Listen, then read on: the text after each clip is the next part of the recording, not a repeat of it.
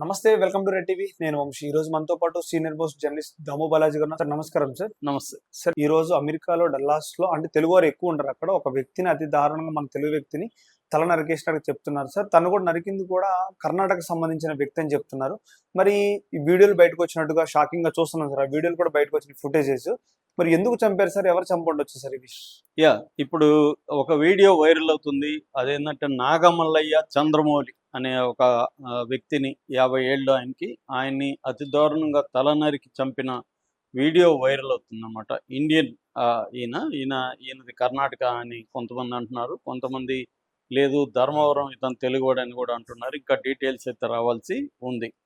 So ఈయన అక్కడ డల్లాస్లో down town suits motel అనే ఒక హోటల్ నడుపుతున్నాడు. అంటే లాడ్జి నడుపుతున్నాడు, మోటల్ అంటారు వాళ్ళు. సో నడుపుతున్నాడు. ఇది గుజరాతీ వాళ్ళ దగ్గర ఈయన రెంట్కి తీసుకున్నాడు అనమాట, లీజుకి తీసుకొని నడుపుతున్నాడు. ఈయన వీళ్ళ కొడుకు 18 ఏళ్ళు, వీళ్ళ భార్య, ముగ్గురు కలిసి ఆ హోటల్ని ఎంప్లాయీస్ని పెట్టుకొని నడుపుతున్నారు.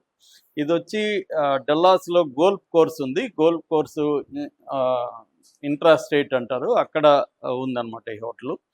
సో ఇదేమైందంటే నిన్న కాదు మొన్న 10th మార్నింగు మొత్తం క్లీనింగ్ చేస్తున్నారు, రూమ్స్ అంతా కూడా క్లీనింగ్ చేస్తున్నప్పుడు ఇతను, ఇంకొక అక్కడ పనిచేసే ఒక మహిళ, తర్వాత ఒక క్యూబన్ యోర్డనీస్ కోబాస్ మార్టినోస్ అని క్యూబాకు సంబంధించి అమెరికాలో ఉంటున్న ఒక క్యూబా దేశస్థుడు.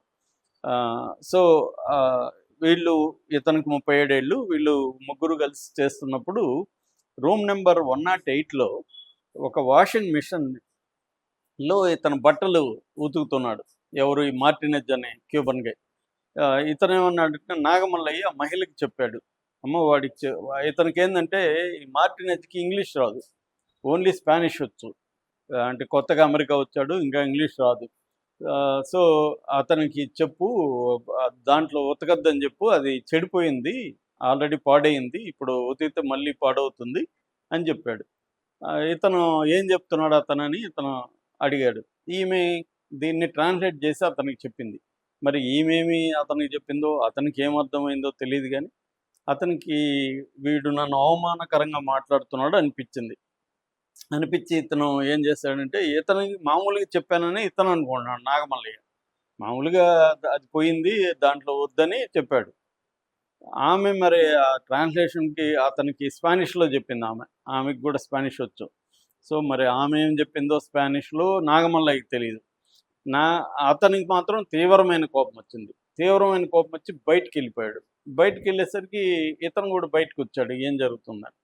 వస్తే ఇతను వెళ్ళి ఒక పెద్ద కత్తి తీసుకొచ్చాడు. మరి అతను కత్తి అతని దగ్గర పెట్టుకున్నాడా, అది ఎక్కడో నింది తెలియదు. ఆ కత్తి తీసుకొచ్చి ఇంకా ఇతన్ని అటాక్ చేశాడు. ముఖ్యంగా ఈ ప్రాంతంలో పైన నరకడం మొదలుపెట్టాడు. దాంతో ఇతను పరుగులు తీశాడు. ఈమె కంగారు పడి ఆపడానికి ట్రై చేస్తుంది, కుదరలేదు. దాంతో ఆఫీస్ ఉంది, ఆఫీసులోనే వీళ్ళ భార్య కొడుకు కూడా అక్కడే ఉంటారన్నమాట. సో దీని ఆఫీస్లోకి పరిగెత్తాడు ఇతను. పరిగెత్తేసరికి ఇతను కూడా లోపలికి వెళ్ళి నరకడం మొదలుపెట్టాడు. మధ్యలో అతను సెల్ ఫోన్ కూడా లాక్కున్నాడు. ఎందుకంటే ఇతను ఫోను 911కి నొక్కబోతున్నాడు. అంటే అక్కడ పోలీసులకి ఎమర్జెన్సీ సర్వీస్, దాన్ని లాక్కొని దాని కార్డు కూడా, సిమ్ కార్డు ఇసిరి బయటపడేసి ఫోన్ బయటపడేశాడు. వీళ్ళు భార్య కొడుకు తను లాగడానికి ప్రయత్నిస్తే వీళ్ళని 4-5 సార్లు వీళ్ళని నెట్టేసి మళ్ళీ నరకడం మొదలుపెట్టాడు. అలా నరికి చివరికి తలని నరికేశాడు. తలని నరికినాక కూడా దాన్ని పార్కింగ్ వరకు తనుకుంటా కూడా వచ్చాడు తలని. వీళ్ళు ఇంకా షాక్ అయిపోయారు, భయభ్రాంతం, బ్లడ్డు, తల ఎగిరిపడడం, ఇవన్నీ భార్య కొడుకు తేరుకోలేకపోయారు. దాంతో తను తల నరుకుంటా బయట వరకు వచ్చి తలని మళ్ళీ జుట్టు పట్టుకొని తలని తీసుకొని వచ్చి అక్కడ డస్ట్బిన్ ఉంది పెద్దది, ఆ డస్ట్బిన్లో పడేసి నడుచుకుంటూ వెళ్తున్నాడు. దాంతో వీళ్ళు ఇమ్మీడియట్గా కోలుకొని ఆ పోలీసులకి ఫోన్ చేశారు. ముందుగా ఫైర్ సర్వీస్ వాళ్ళు వచ్చారు. ఫైర్ సర్వీస్ వాళ్ళు వచ్చి ఇతన్ని ఫాలో అవ్వడం మొదలుపెట్టారు. అతన్ని ఏమి చేయలేదు వాళ్ళు, బట్ ఫాలో అవుతూ ఉన్నారు. ఈ లోపల పోలీసులు వచ్చారు. పోలీసులు వచ్చి అతన్ని అదుపులోకి తీసుకున్నాడు. ఇతను కూడా ఏమి ప్రతిఘటించడమో పారిపోవడం చేయలేదు. పోలీసులకి దగ్గర సరెండర్ అయిపోయాడు. ఆ తలని కూడా వీళ్ళు హ్యాండ్ అవుట్ చేసుకున్నారు. కత్తి కూడా అతని దగ్గర ఉంది, బ్లడ్ అంత బాడీకి ఉంది. అతను కడుక్కునే పని కానీ ఏమీ చేయలేదు, కూల్గా వెళ్తున్నాడు అతను. సో అతన్ని తీసుకెళ్లారు. సో ఇప్పుడు అతన్ని ప్రశ్నిస్తున్నారు. అతని బ్యాక్‌గ్రౌండ్ చెక్ చేశారు పోలీసులు. డల్లాస్ పోలీసులు. చేస్తే ఇతను గతంలో గూడా ఒక ఆటో దొంగతనం చేసినట్టు ఉంది కేసు. అట్లాగే ఒకరిని అసాల్ట్ కేసు కూడా ఇతని మీద ఉంది. అట్లాగే ఒక పాపని సెక్సువల్ అబ్యూజ్ మీద కూడా కేసులు 3 కేసులు ఇతని మీద ఆల్రెడీ ఉన్నాయి. అంటే క్రిమినల్ హిస్టరీ ఇతనికి ఉందనమాట. దాని తర్వాత ఇతను ఎందుకు చంపావంటే అతను అవమానకరంగా నన్ను మాట్లాడాడు అనేది అతను పోలీసులకి చెప్పాడు. నిజానికి అతను నాగమల్లయ్య అవమానకరంగా ఏం మాట్లాడలేదు. ఓన్లీ అది పాడైపోయింది. మళ్ళీ నువ్వు దాంట్లో ఉతికితే అది ఇంకా పోతుంది. అది వద్దని మాత్రమే చెప్పాడు. కానీ ఈ ట్రాన్స్‌లేషన్‌లో కమ్యూనికేషన్ ప్రాబ్లమ్‌లో మరి ఆమె ఎలా చెప్పిందో తెలీదు గానీ అతనికి నన్ను వీడు అవమానిస్తున్నాడు అన్న ఫీలింగ్ అతనికొచ్చింది. ఆహ్, ఆల్రెడీ అతనికి క్రిమినల్ హిస్టరీ ఉంది. అతనికి కొంత క్రిమినల్ మైండ్ సెట్ ఉంది కాబట్టి చంపేయాలనుకున్నాడని చెప్తున్నారు. దీన్ని ఇంకా విచారిస్తున్నాడు. అంటే ఇంతకుముందు గూడా వీళ్ళిద్దరి మధ్య ఏమన్నా గొడవ జరిగిందా? ఇతని బిహేవియర్ పట్ల అంటే నాగమల్లయ్య బిహేవియర్ పట్ల ఆల్రెడీ అతనికి కోపం ఉందా? అన్న యాంగిల్‌లో ఇంకా విచారిస్తున్నారు. సో, ఇది ఈ వీడియో బయటికి రావడంతో మొత్తం అక్కడ డల్లాస్‌లో తెలుగు వాళ్ళు ఎక్కువుంటారు. సో, తెలుగు వాళ్ళు లేకపోతే ఇండియన్స్ కూడా డల్లాస్‌లో బాగుంటారు. మొన్న కూడా ఎవరో అమెరికన్ నేను అమెరికాలో ఉన్నానా? లేకపోతే ఇంకెక్కడున్నానని కూడా వీడియో పెట్టాడు. అవును. ఇండియన్సే నిండిపోయారిక్కడ ఆ! అని గూడా. సో, ఇక్కడేందంటే వివిధ దేశాలోళ్ళు అక్కడ ఉండడం.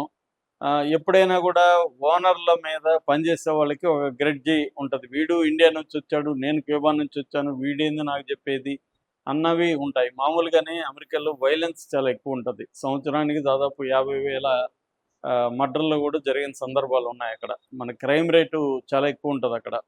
ఆహ్, నిన్న గూడా నేను చెప్పాను. గన్‌తో కాల్చుకొని చనిపోవడమే అక్కడ ఎక్కువుంటది. సో, ఈ వైలెంట్ బిహేవియర్ అతనికి ఆల్రెడీ ఉంది గాబట్టి, ఇతను మాట్లాడిన దాన్ని ఆమె మాట్లాడడంలో ట్రాన్స్‌లేట్ చేసి చెప్పడంలో మేజర్‌గా ప్రాబ్లమ్ జరిగినట్టుగా చెప్తున్నారు. అంతకుముందు గూడా ఏదైనా గ్రడ్జ్ ఉందా అనేది విచారిస్తున్నారు. కానీ ఇంత దారుణంగా అతను రియాక్ట్ అవుతాడని ఎవరు ఊహించలేదు. ఆ మహిళ గూడా కావాలని ఆ మహిళ ఏదో బ్యాడ్‌గా ఇతనికి చెప్పినట్టుగా గూడా ఏమి అనుకోవట్లేదు. కానీ ఆమె చెప్పిన పద్ధతిలో అతను హర్ట్ అయ్యాడు.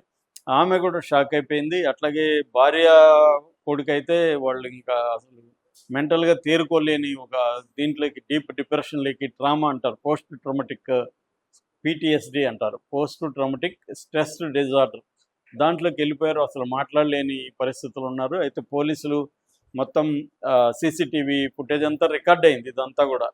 ఆ రికార్డ్‌ని అంతా పరిశీలించారు. ఈ రికార్డ్ పరిశీలించిన దానికి ఈ మహిళ స్టేట్మెంట్ ఇచ్చింది.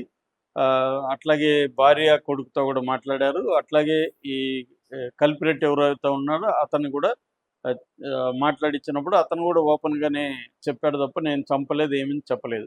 సో, ఇప్పుడు అతనికి క్యాపిటల్ మర్డర్ అనే దీని కింద అతని మీద కేసు పెట్టారు. ఈ క్యాపిటల్ మర్డర్ కింద ఆల్రెడీ ఫుటేజీ ఉంది. ఐ విట్‌నెస్ ఉన్నారు. మర్డర్ వెపన్ ఉంది. ఆహ్, పైగా పోలీసులు గూడా తల తీసుకోవడం ఎళ్ళడం చూసారు. ఇవన్నీ ఉన్నాయి కాబట్టి తనకి టెక్సాస్ లాస్ ప్రకారం ఆహ్, మరణ శిక్ష గూడా పడే అవకాశం ఉంది. ఒకవేళ మరణ శిక్ష పడకపోతే లైఫ్ లాంగ్ ప్రిజన్ పడే అవకాశం ఉంది. అక్కడేందంటే 100 ఏళ్ళు, 200 ఏళ్ళు గూడా శిక్షలేస్తారు. అలాగే ఇతనికి వితౌట్ పెరోలు లైఫ్ లాంగ్ జైల్లో ఉండే పరిస్థితయితే కనబడుతుంది. దీంతో ఇండియన్ ఎంబసీ గూడా అక్కడ టెక్సాస్‌లో ఉండే ఇండియన్ ఎంబసీ గూడా రంగంలోకి దిగింది. దీని నుంచి ఇప్పుడు కొంతమంది ఏం చేస్తున్నారంటే కొన్ని సలహాలు గూడా ఇస్తున్నారు అక్కడున్న ఇండియన్ సీనియర్స్. అంటే ఎవరినైనా తీసుకునేటప్పుడు, పనిలోకి తీసుకునేటప్పుడు బ్యాక్‌గ్రౌండ్ చెక్ ఇంపార్టెంట్. ఇక్కడే మనకి ఇల్లీగల్ ఇమ్మిగ్రెంట్స్‌తో ప్రాబ్లమ్ ఇక్కడే వస్తుంది. ట్రంప్ చెప్పే దాంట్లో కొంత వాస్తవం ఇక్కడే ఉంది. ఎందుకంటే ముఖ్యంగా లాటిన్ అమెరికా నుంచి వచ్చే చాలామందికి క్రిమినల్ బ్యాక్‌గ్రౌండ్ ఉంటది. సో, ఈ క్రిమినల్ బ్యాక్‌గ్రౌండ్‌ని చెక్ చేయకుండా వీళ్ళు ఇచ్చేస్తారు. ఎందుకంటే వాళ్ళు తక్కువ సాలరీలకి పనిచేస్తారు. అమెరికా వాళ్ళైతే ఎక్కువ సాలరీలు అంటే మినిమమ్ వేజెస్ అక్కడ